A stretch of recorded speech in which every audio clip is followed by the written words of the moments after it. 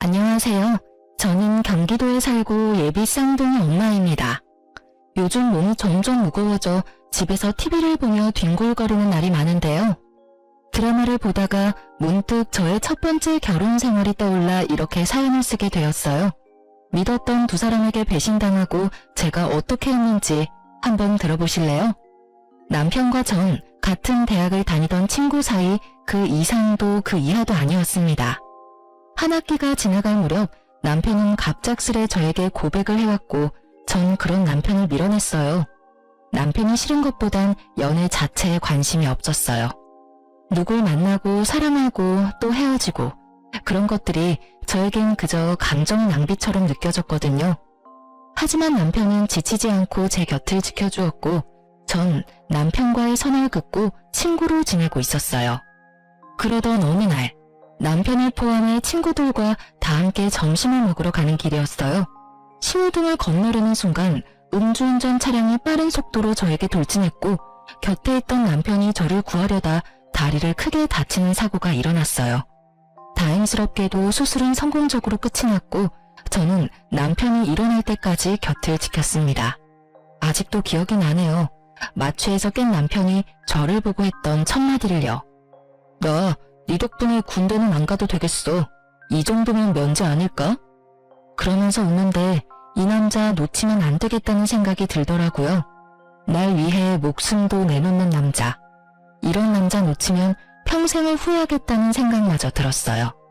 남편과 저는 연애를 시작했고 졸업할 무렵에 남편과 저는 누가 먼저라고 할 것도 없이 취업에 성공했어요.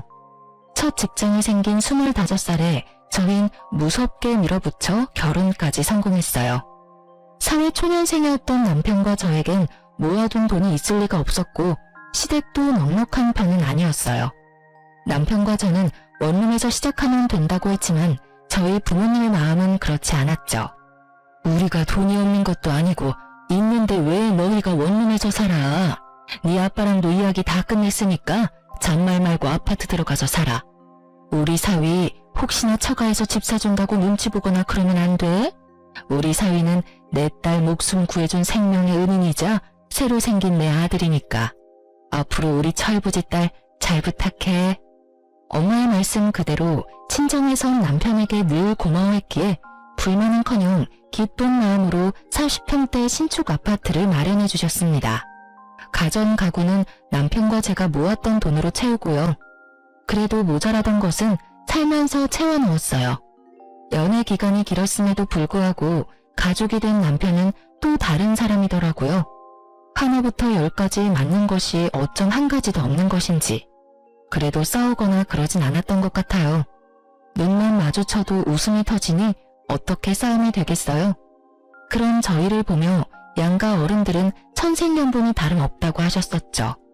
천생연분은 무슨, 악연도 그런 악연이 없었는데 말이죠. 한창 노는 것이 좋았던 남편과 저는 제 친구 커플과 데이트를 즐겼어요. 10년 지기 제 친구는 물론이고 친구의 남자친구도 같은 학교 같은 과여서 넷이 어색함 없이 잘 어울려 다녔죠. 주말엔 캠핑, 평일엔 퇴근 후 반주를 즐기며 함께 시간을 보냈었는데 어느 순간부터 친구 커플의 다툼이 많아진다 싶더니 결국 헤어지더라고요. 사건은 그때부터 시작되었어요. 지훈이가 헤어지재. 나 이제 어떻게 해? 나 아직 지훈이 많이 좋아한단 말이야. 하나야, 그만 울어. 그러다 쓰러지겠어. 밥은? 밥은 먹었어? 한 끼도 못 먹었어. 지금은 밥보단 술이 더 생각나. 나랑 같이 술 한잔 해줄 수 있어? 아, 남편도 있는데 뭘 이러나? 아, 아니야. 술 한잔 하자. 남편도 같이 가서 마시면 되지 뭐. 친구는 생각보다 많이 힘들어했고 저희 부부는 그런 친구를 위로해 주었죠. 10년 지기가 이렇게 힘들어하는데 이 정도는 해줄 수 있다고 생각했으니까요. 하지만 호의로 베푼 시간이 길어지니 부담이 되었고 부담은 곧 불편으로 이어졌어요. 눈치가 없는 친구도 아닌데 친구는 눈치라곤 없는 사람처럼 저와 남편의 데이트에 당연하다는 듯 함께하기 시작했고 점점 더 불편해졌어요. 이건 아니다 싶었지만 워낙 친한 친구이니 딱 잘라 말하기도 그렇더라고요. 거기에다 처음엔 불편한 기색을 표하던 남편도 오죽하면 저러겠냐며 이해해주자고 하니 더욱 말을 꺼내기가 힘들었어요. 괜히 제가 나쁜 사람이 되는 것 같은 기분도 들었고요. 지금 같으면 그런 건 신경도 쓰지 않고 불편하다고 똑바로 말했을 텐데 그땐 전 어렸고 대처 능력마저 미숙했었죠. 그렇게 친구와 함께하는 시간이 많아지던 어느 날 더는 가만히 지켜볼 수 없는 일이 일어났습니다. 주말을 앞둔 금요일 저희 세 사람은 저녁을 먹으며 맥주를 한 잔씩 했고 적은 양은 아니었지만 그렇다고 취할 만큼 마신 것도 전혀 아니었어요. 남편과 친구를 알고 지낸 지가 몇 년인데 제가 그런 것도 모른다고 생각하지도 않고요. 기분 좋게 자리가 끝나고 남편과 친구는 먼저 나가고 저는 화장실이 급해 다녀오겠다고 했죠. 급한 볼일을 마치고 가기를 나섰는데 친구와 남편이 다정한 연인처럼 팔짱을 끼고 있는 것이 아니겠어요? 서로를 바라보며 다정하게 웃고 있는데 순간적으로 열이 확 오르며 눈이 다 튀어나올 지경이었어요. 저의 화를 돋운 건 어색함이라고는 찾아볼 수 없는 자연스러워도 너무 자연스러운 두 사람의 모습이었어요. 두 사람 뭐해? 팔짱을 왜 끼고 있어? 아, 춥기도 너무 춥고 술도 많이 마셨는지 어지러워서 네 남편 팔 좀 빌렸어. 괜찮지? 매미 우는 소리에 귀에서 피가 날 지경인데 춥기는 뭐가 추우며 평소 소주 3병도 거뜬히 마시는 애가 맥주 3병에 어떻게 어지럽기까지 한 건지 이해되지 않는 것 투성이었지만 긴 말에서 뭐 하나 싶었어요. 그래서 전 난색을 보이며 단호하게 말했어요. 아니, 싫어. 친하게 지내는 것까지는 괜찮은데 스킨십은 싫으니까 앞으로 조심해줬으면 해. 아, 미안. 내가 생각이 짧았나 봐. 진짜 미안.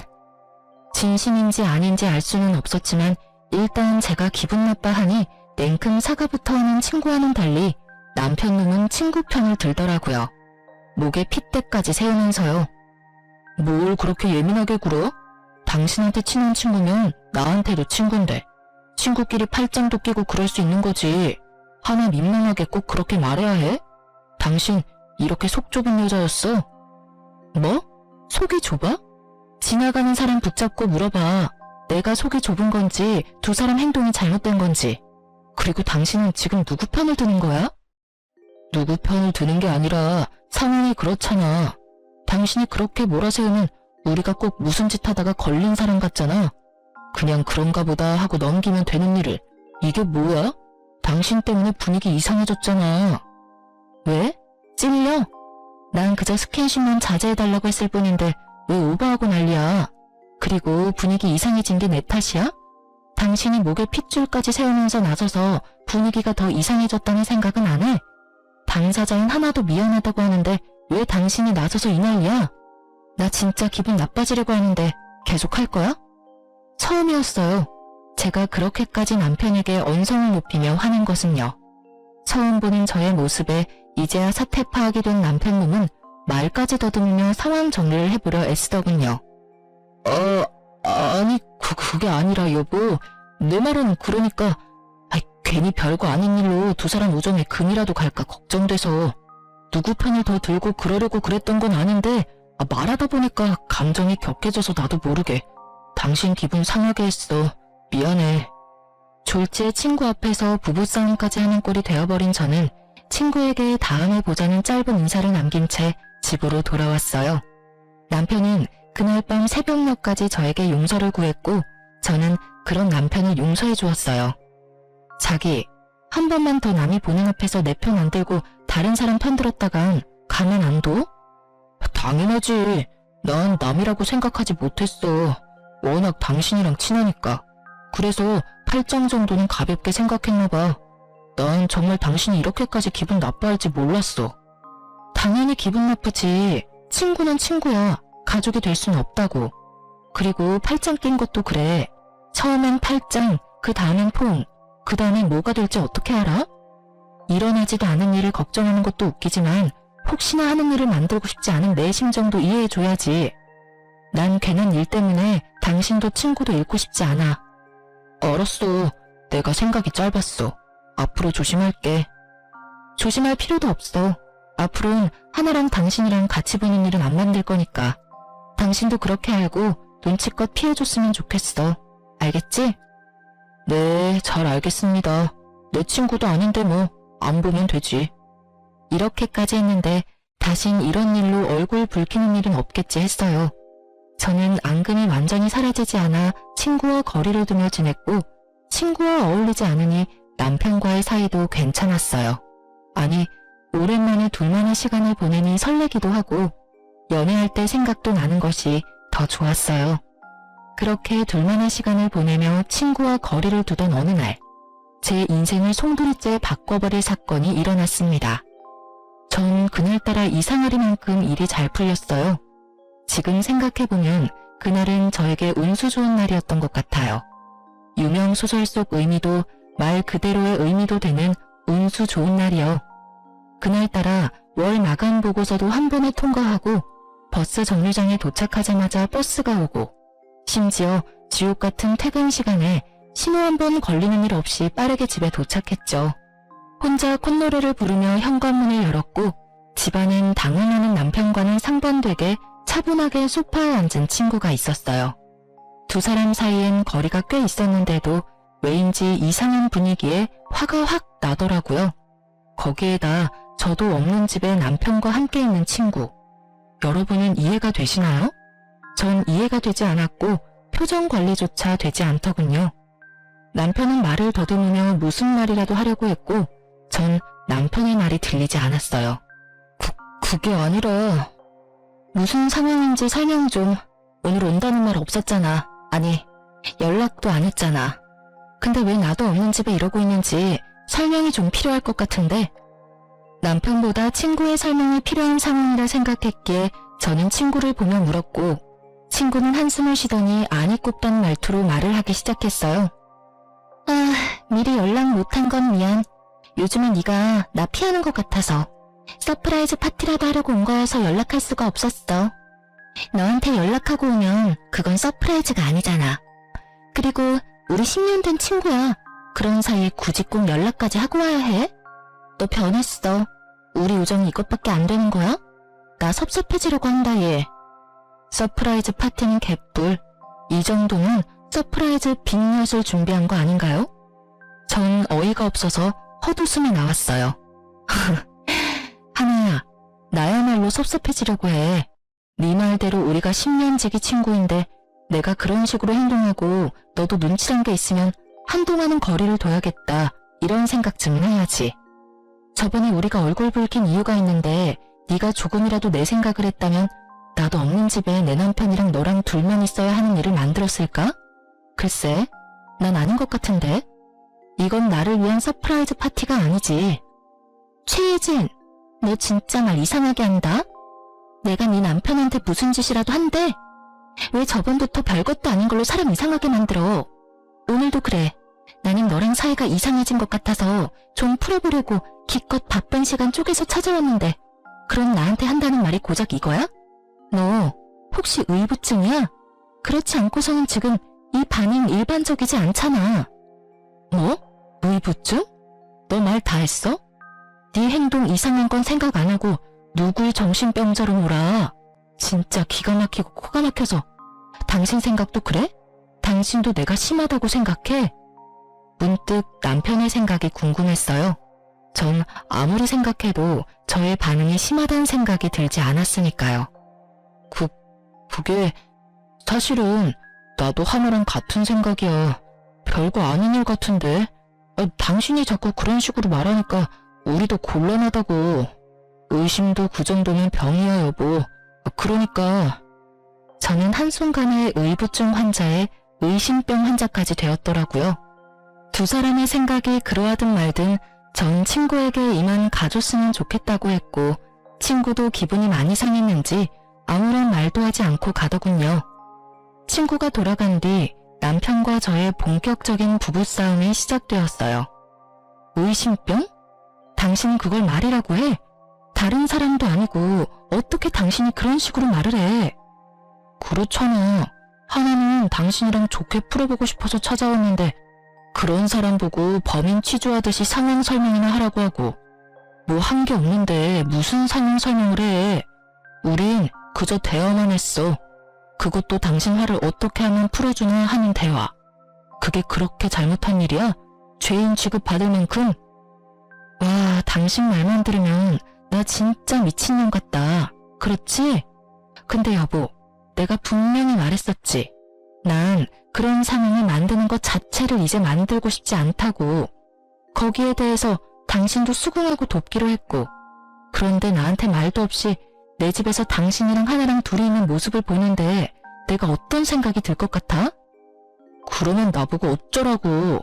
당신이랑 잘 지내고 싶어서 찾아온 하나를 쫓아내기라도 했어야 했단 말이야? 적어도 당신은 나한테 연락했어야지. 지금 하나가 집에 왔다. 어떻게 했으면 좋겠느냐? 이렇게 묻는 게 힘들어? 그리고 서프라이즈 파티? 웃기시네. 파티한다는 애가 빈손으로 덜렁아서 소파에 그러고 앉아있어? 남들이 보면 자기 집 안방인 줄 알겠던데 뭘. 그리고 당신도 알고 있었잖아. 하나 언제부턴가 당신한테 과하게 애교 부리면서 귀여운 척하는 거. 그거 딱 지훈이한테 하던 짓이잖아. 제가 이렇게까지 예민했던 이유를 아시겠나요? 그래요. 친구는 전 남친에게 부리던 여우짓을 남편에게도 하기 시작했고 그것이 거슬리던 찰나 일이 터지기 시작했어요. 전곡을 찔린 듯 남편은 말을 돌리더군요. 하여튼 당신이 심했어. 당신 이럴 때마다 진짜 정 떨어지는 거 알아? 나는 다를 것 같아? 나도 마찬가지야. 너 왜 이래? 아우씨, 말을 말자. 남편은 나가버렸고 남은 여우는 오로지 저의 몫이었죠. 내가 심했나 싶었다가 당연히 해야 할 말을 했다 싶었다가 눈물이 났다가 웃음이 나왔다가 감정이 미친 듯이 널뛰게 하던 중 친구의 전 남자친구가 번뜩하고 뇌리를 스쳤어요. 그리고 바로 전화를 걸어 지금 당장 만나자고 했죠. 지금 생각하면 왜 하필 그 순간에 그 사람이 떠오른 것인지 모르겠지만 그땐 왜라는 것은 필요하지 않았고 그저 만나야만 한다만 머릿속에 가득했어요. 오랜만이다. 무슨 일로 보자고 했어? 그게 갑자기 이런 거 물어서 미안한데 너 하나랑 왜 헤어졌어? 왜? 하나가 네 남편도 꼬시려고 해? 아님 벌써 바람이라도 피워? 친구의 전 남자친구의 말은 충격이었습니다. 그보다 더 충격적인 건 그 다음 그의 입에서 흘러나오는 말들이었어요. 걔 나랑 사귈 때도 그랬어. 내 친구들 만나는 걸 좋아하길래 여럿이 어울려서 노는 걸 좋아하는가 보다 했거든? 근데 그게 아니더라고. 걔 내 친구 중에 좀 산다는 애만 골라 꼬셔서 나랑 양다리 걸치고 그러다 걸리면 다신 안 그런다고 그러고 나도 미쳤었지. 그런 년 뭐가 좋다고. 그걸 다 용서하고 만났어. 그러다 너희 부부하고 다니면서 이젠 그런 일은 없겠지 했었어. 설마 유부남한테 그런 짓을 하겠냐고. 심지어 너랑은 10년 된 친구라며. 그래서 그냥 어울려 다녔는데 어느 날부터 하나가 이런 말을 하는 거야. 너희 집 전세도 아니고 자가라면서 부럽다면서. 나이도 어린데 네 남편 능력이 좋은가 보다 하면서 한두 번도 아니고 너희 부부 만나고 왔다 하면 그런 말 하길래 나도 오만정이 떨어져서 헤어진 거야.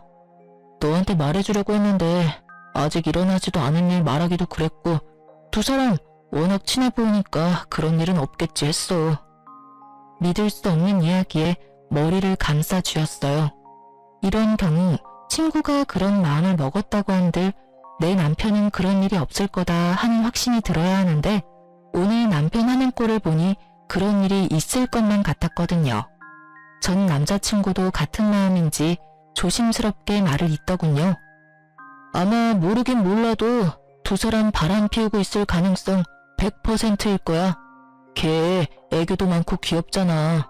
걔한테 넘어간 내 친구들이 거기에 한번 넘어가면 답도 없다고 하더라고. 아, 그래. 고마워. 다음에 다시 연락하자. 지금은 내가 정신이 너무 없네. 모든 것이 두 사람의 외도를 가리키고 있었지만 전 아니라고 생각했던 것 같아요. 하지만 그날은 저에게 두 번 다시 없을 운수 좋은 날이었고 운명은 저를 쓰레기 더미에서 구할 준비를 하고 있었어요. 평소엔 후문으로 다니지 않는 저인데 그날따라 택시기사님이 후문에 내려주셨고 전 굳이 정문으로 차를 돌리지 않고 바람이라도 쐴 겸 그곳에서 내렸죠. 그렇게 얼마나 걸었을까요? 단지 내 길을 따라 걷는데 으슥한 곳에서 대화 소리가 들려 걸음을 멈춰 세웠어요. 두리번거려도 사람은 보이지 않고 익숙한 목소리만 들려왔어요. 목소리를 따라간 곳엔 남편과 친구가 있더라고요. 전 숨을 죽이고 두 사람의 대화를 엿들었죠. 그러게 이게 무슨 꼴이야. 내가 찾아오지 말랬잖아. 그러다 상간녀 소송이라도 당하면 어쩌려고 그래? 보고 싶은 걸 어떻게 해. 그리고 예진이 그게 그렇게 나올지 몰랐지. 개집애 총만 좋아서는. 자기 같으면 눈 안 뒤집히겠어. 누가 친구 남편 팔짱을 끼고 친구도 없는 집에 찾아와서 그러고 있냐? 그러니까 뭐든 적당히 하라고, 적당히. 아, 몰라. 그냥 예진이 쫓아내면 안 돼? 그 집 당신 집이라며. 맞지? 그렇지. 그러면 그냥 예진이만 쫓아내고 내가 들어가서 살면 되겠네. 난 예진이가 쓰던 살림 그대로 써도 상관없어. 응? 자기도 예진이처럼 뻣뻣한 여자보다 나처럼 귀엽고 사랑스러운 여자가 좋다며. 일단 좀 기다려. 이혼이 그렇게 쉬운 줄 알아? 나 사랑한다며. 이젠 나뿐이라며. 혹시 다 거짓말이었던 거야? 왜? 막상 헤어지려니 아쉽니? 아니야, 그런 거. 내가 사랑하는 건 너뿐이야. 내 맘 알지? 예상은 했지만 두 눈과 귀로 보고 듣고 나니 눈앞이 캄캄해지더라고요. 그대로 있다간 울음이 터질 것만 같아 황급히 자리를 피했습니다. 집으로 돌아온 저는 안방 욕실에 물을 틀고 한참을 울었어요. 몸을 던져 저를 구하던 남편의 모습이 아직도 눈에 훤한데 그 사람은 어디로 간 걸까요? 10년 동안 함께한 시간이 얼만데 친구는 왜 하필 저에게 이런 짓까지 할까요? 제가 모르는 사이 그 두 사람에게 무슨 큰 잘못이라도 했던 것일까요? 그렇지 않고선 두 사람이 저한테 이런 짓까지 할 리가 없잖아요. 아무리 생각해도 답은 없었고 한 가지 명확해졌어요. 아, 두연 놈을 가만두지 않겠다고요. 전 쓰레기를 쓰레기에게 보내버리기로 결정했어요. 이 모든 일이 일어난 게 제 나이 26살 때였어요. 이렇게 큰일을 겪기엔 너무 어리고 여렸을 텐데 사연 쓰면서 다시 생각해도 참 대단하다 싶어요. 전 그 다음날부터 아무 일도 없었던 척 남편뿐만 아니라 친구와도 살갑게 지냈으니까요. 죽을 힘을 다해 티내지 않으려고 했고 두 사람은 깜빡 속아 넘어가더라고요. 제 머릿속엔 오로지 남편이 빈 깡통임을 들키지 않고 친구년에게 조용히 넘겨야 한다는 생각뿐이었어요. 돈만 밝히던 상간녀에게 빚뿐인 남편을 선사하는 것이야말로 최고의 복수가 될 테니까요. 저의 이런 마음도 모르고 남편 놈은 저에게 설설 기더라고요. 때마침 물 먹는 하마처럼 돈 먹는 시댁에서 돈도 요구해왔고요.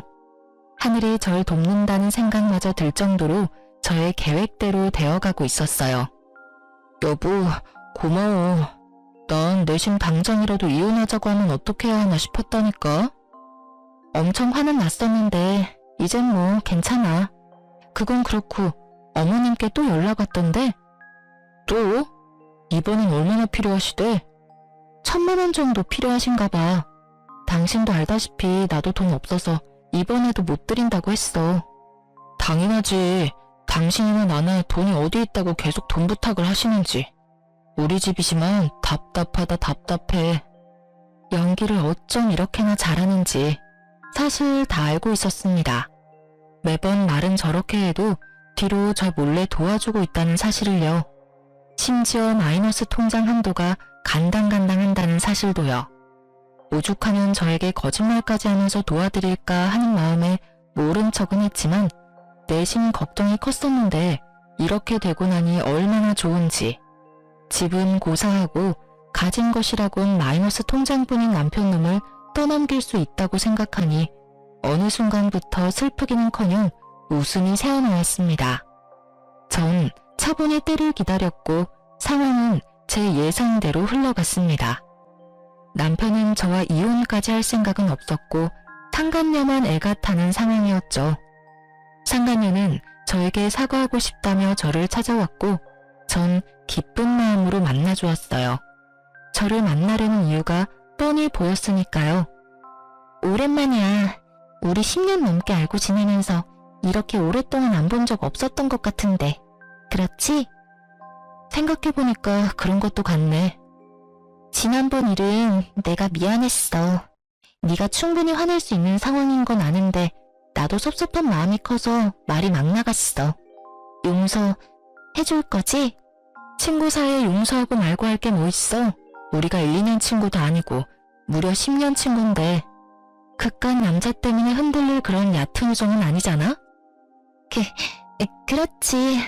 아, 정말 다행이다. 나 요즘 너랑 수다 못 떨어서 엄청 우울했거든. 오랜만에 수다나 왕창 떨자. 그래. 요즘 어떻게 지내? 자취방은 구했어? 우리 집 근처로 알아본다고 했었나? 제가 생각해도 전 너무 친절했어요. 상간녀가 말 꺼내기 쉽도록. 이토록 친절하게 판까지 깔아주었으니까요. 상간녀는 기다렸다는 듯 밝게 웃으며 준비해온 말을 꺼내더군요. 그렇지 않아도 알아보고 있는데 너희 집은 비싸지? 너희 집 보다가 원룸 보니까 영 눈에 안 차는 거 있지. 우리 월세 아니고 자가야. 그리고 내가 산 게 아니라 정확한 가격은 모르고. 남편은 알려나? 물어봐 줄까? 그런데 혼자 살기엔 너무 크지 않아? 큰 건 둘째치고 돈은 있어? 보증금은 어떻게 마련한다고 해도 월세 감당할 수 있겠어? 그냥 원룸 알아보고 돈 좀 더 모아서 아파트로 옮기지 그래. 그럴까 그럼? 그나저나 넌 가격을 모르는구나. 하긴 집은 남자가 해오니까 모를 수도 있겠네. 그나저나 네 남편 능력 진짜 좋다. 우리랑 나이도 같은데 아파트는 어떻게 장만했대? 그런데 너희 혹시 공동명이야? 어머, 이런 거 묻는 건 실례인가? 우리 사이에 무슨 공동명이 아니야. 한 사람이 돈을 다 냈는데 무슨 공동명이야. 공동명이 바라면 그게 진짜 양심 없는 짓이지.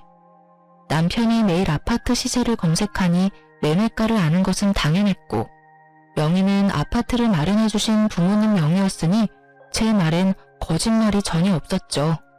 진실은 알지도 못한 채 웃음꽃이 피는 친구년을 보며 저 또한 환한 웃음으로 저의 심정을 알려주었어요. 확인할 것이 끝났는지 상간녀는 빠르게 저의 이혼을 도와주더군요. 자신들의 외도 증거를 차곡차곡 모아 저에게 보내주었으니까요. 답답하기도 했겠죠. 집 명의도 확인했겠다.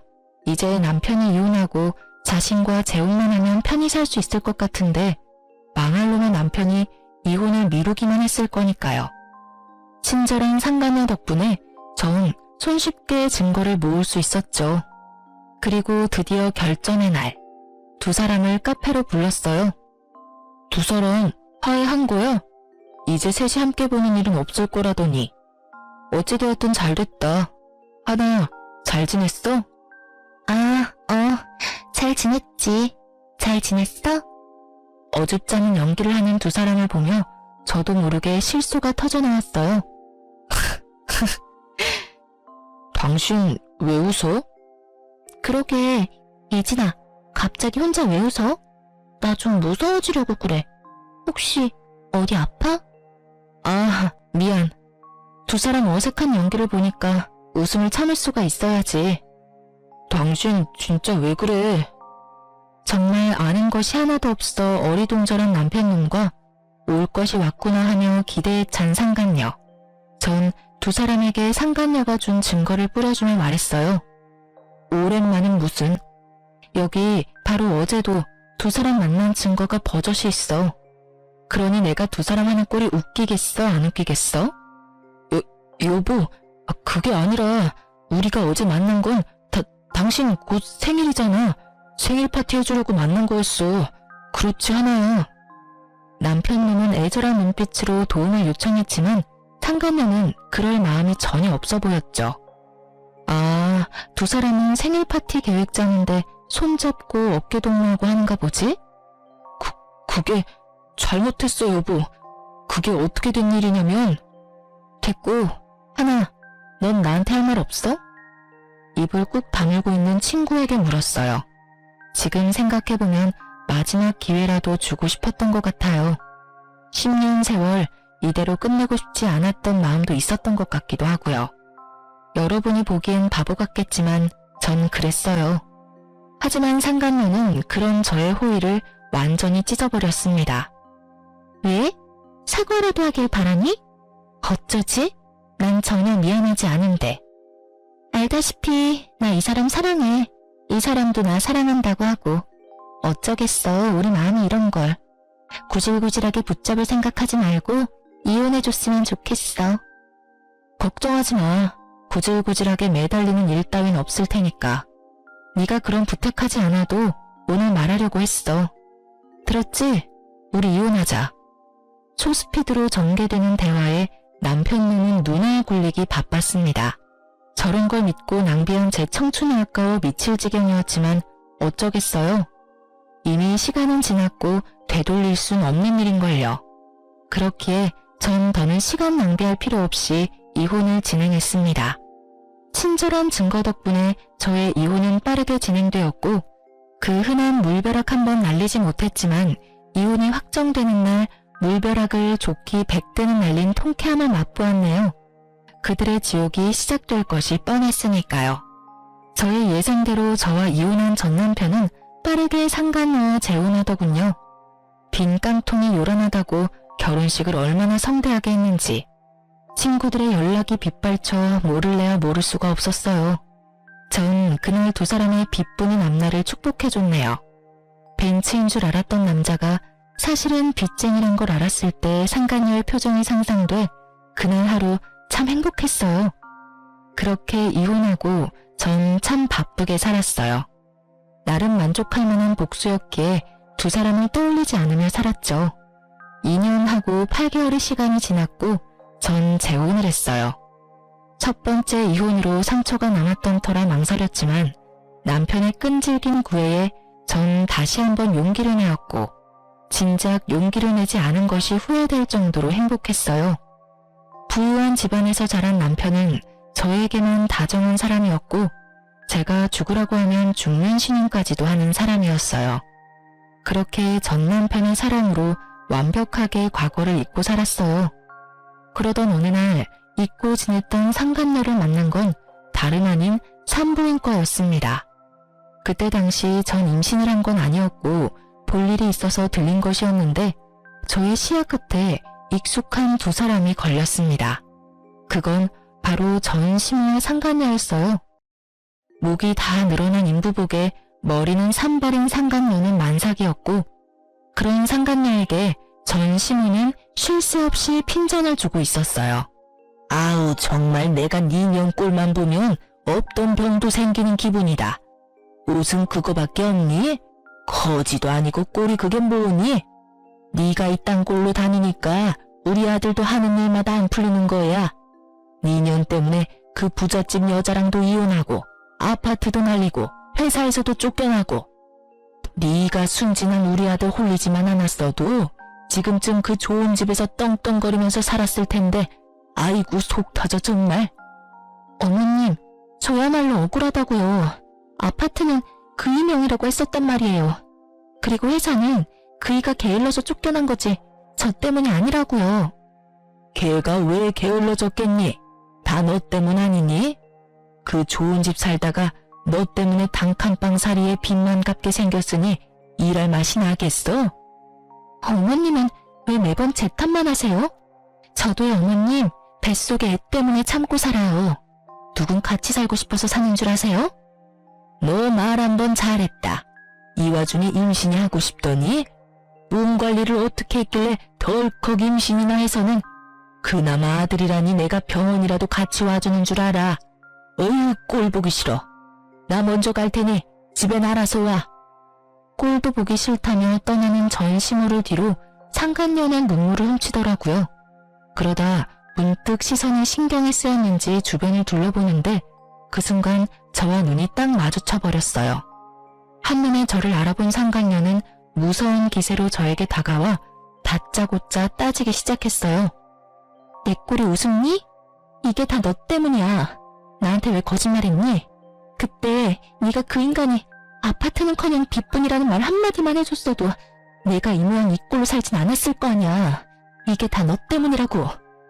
상간녀의 뻔뻔함에 할 말을 잃은 것도 잠시 저도 한마디 해주었어요.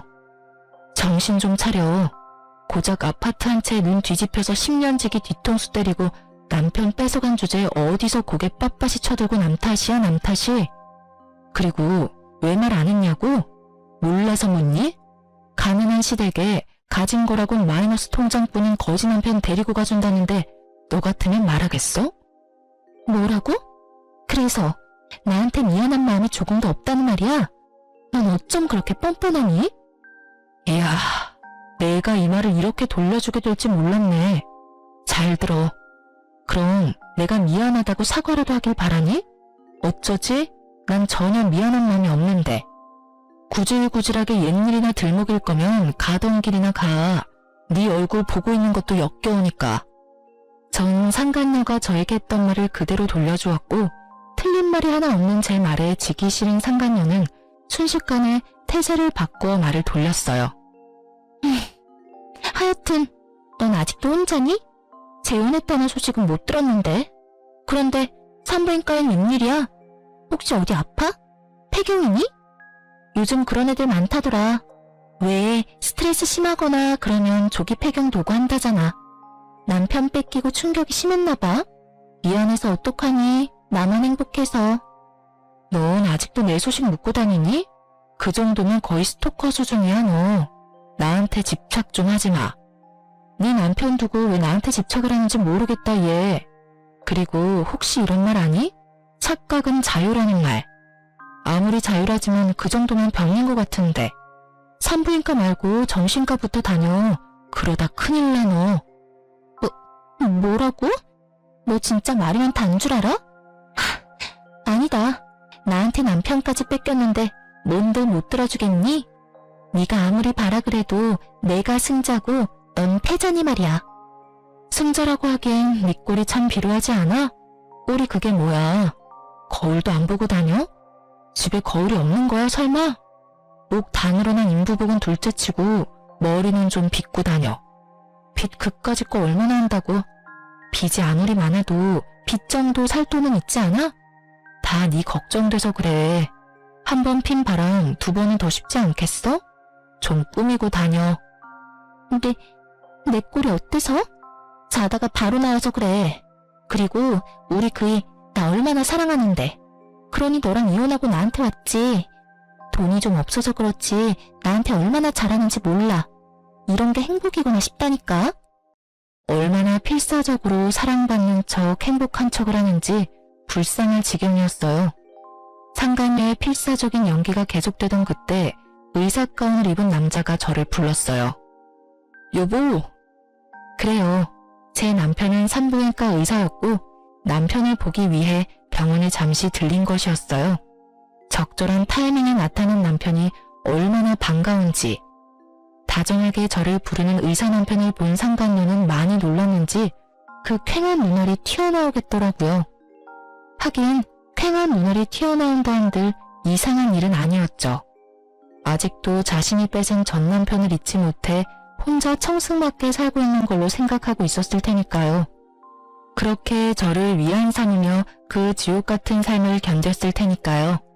그런데 불행해야만 하는 제가 재혼한 것도 배가 아픈데 하필 그 남편이 의사이니 그 배알이 얼마나 꼬이겠어요? 이러려고 의사 남편과 재혼한 건 아니었는데 그날만큼은 가운 입은 남편이 그렇게 자랑스러울 수가 없었어요. 믿을 수 없는 사실에 상간녀는 개거품을 물며 절규하기 시작했어요. 아니야. 그럴 리가 없어. 넌 나한테 다 뺏기고 불행했어야지. 내가 누구 때문에 이렇게 사는데? 내가 왜 이렇게 살게 됐는데? 미친 사람처럼 상간녀가 울분을 토해내는 동안 제 곁으로 온 남편은 위험한 상황이라 생각했는지 저의 어깨를 감싸주더라고요. 그런 모습을 본 상간녀는 마지막 발악이라도 하는지 저를 모함하기 시작했어요. 안녕하세요. 저 예진이 친구인데 혹시 예진이가 어떤 애인지 알고 결혼하셨어요? 예, 아주 질 나쁜 애예요. 친구 남자친구 뺏는 거는 기본이고요. 남자친구 있으면서 조건 더 좋은 남자 나타나면 양다리 문어다리까지 걸치던 애였다고요. 조심하세요. 지금도 바람피고 있을지 누가 알겠어요? 원하는 바가 뭔지 모르는 건 아니지만 어림도 없는 일이었죠. 저희 남편이요. 절 1년 넘게 쫓아다녔거든요. 1년 넘게 같은 남자 거절하는데 과거사를 숨겼겠어요? 진작 내 과거가 이러해서 난 남자 만날 생각 없다고 귀에 못 박히게 말했어요. 그래도 제가 좋아 죽겠다고 해서 한 결혼이었습니다. 역시는 역시라고 남편은 흔들림 없이 그 모함을 돌려주더군요. 제가 바보인 줄 아십니까? 그 말도 안 되는 소리를 다 믿을 거라고 생각하신다니 그쪽 정신 상태가 어떤지 뻔하네요. 더는 모욕적인 말 듣고 싶지도 않으니 당장 나가주세요. 앞으로는 저희 병원은 환자로도 안 오셨으면 합니다. 저흰 환자도 가려가면서 받는 병원이라서요. 이렇게 말하며 남편은 간호사를 시켜 상간녀로 쫓아내버렸어요. 사실 자기 인생 자기 손으로 말아먹은 상간녀 꼴을 보고 싶긴 했었는데 막상 보고 나니 썩 통쾌하진 않더라고요. 이런 제 마음을 읽었는지 남편이 한마디 하더군요. 마음 쓸 필요 없어. 마지막까지 당신한테 다 덮어 씌우는 거 좀 봐. 아직 정신 못 차렸어 저 여자. 어떻게 뱃속에 애까지 가진 여자가 심보가 그따윈지. 에휴, 그런 집에서 태어날 애가 불쌍하다 불쌍해. 당신 탓으로 생각할 필요도 없고 불쌍하다 생각할 필요도 없어. 자기 자리 자기가 찾아간 건데 뭐.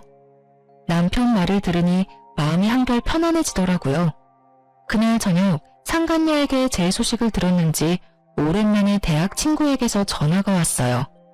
덕분에 그들이 어떻게 나락으로 떨어지게 됐는지 자세히 알 수 있었어요. 오늘 그 배신자는 만났다며? 나한테 전화와서 개거품문인데 귀 따가워서 혼났어.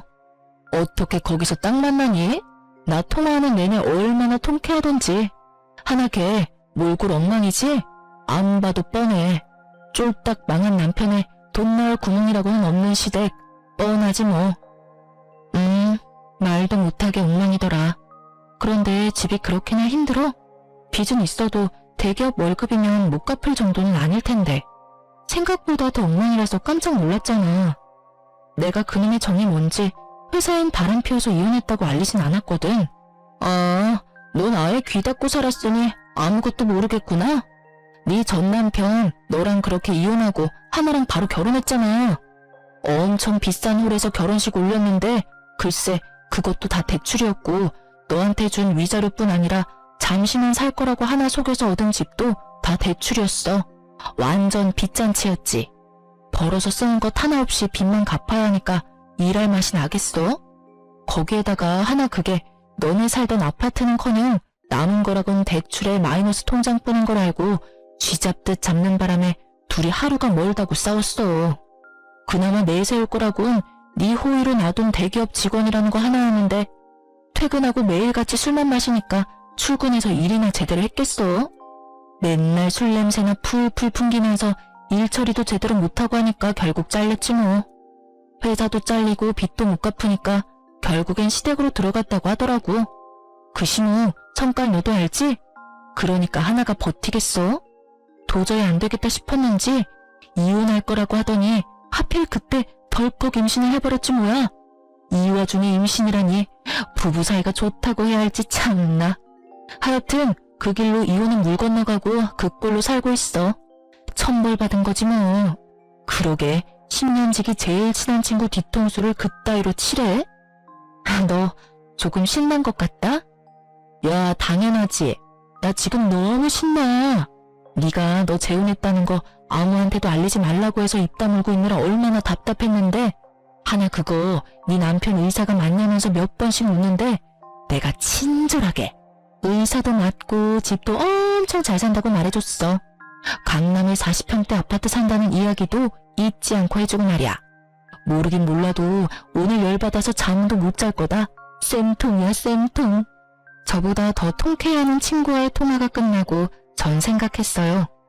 돈 찾아 10년 후 정도 버리고 가더니 참 어울리는 결말이라고요. 그리고 한편으론 고맙기도 하더라고요. 어찌되었든 상간녀가 그 쓰레기 같은 전 남편을 모시고 가준 덕분에 지금의 남편과 만날 수 있었으니까요. 그 후론 상간녀는 물론이고 전 남편도 찾아오거나 하는 일은 없었어요. 그나마 다행스러운 일이기도 했죠. 내심 병원으로 또 찾아와 행패라도 부리면 어쩌나 했었거든요. 그 지긋지긋 악연들과 이렇게 끝이 났습니다. 이 일을 겪은 것도 꽤 오래됐네요. 제가 이제 30대가 되었으니까요. 남편과 전 잘 지내고 있어요. 여전히 제 말이라면 껌뻑 죽는 남편이라 아기 천사가 빨리 찾아왔어요. 그것도 하나가 아닌 두 천사가 제 뱃속에 자라고 있어요. 요즘엔 몸도 무겁고 조심하기도 해야 한대서 집에서 쉬며 태교에만 힘쓰고 있어요. 정말 웃긴 게 전 입덧이 없는데 남편이 입덧을 하고 있어요. 그 덕에 주변에서 팔출불이라 불리고 있죠. 다른 산모들의 부러움은 제 몫이고요. 거기에다 어머님은 입덧하는 아들은 보이지도 않으신지 음식을 그렇게 해주세요. 남편은 냄새만 맡아도 구역질을 하는데 전 그러거나 말거나 잘 먹으니까요. 덕분에 저와 뱃속의 아기들은 아주 건강해요. 똥 차가고 벤치 온다더니 그 말이 딱 맞다고 생각하는 요즘. 오늘이 내 생의 마지막 날이라고 해도 후회가 없을 만큼 행복하네요. 어쩌다 보니 제 자랑이 길어졌네요. 이해해 주실 거죠? 제 긴 사연과 자랑 들어주셔서 감사합니다.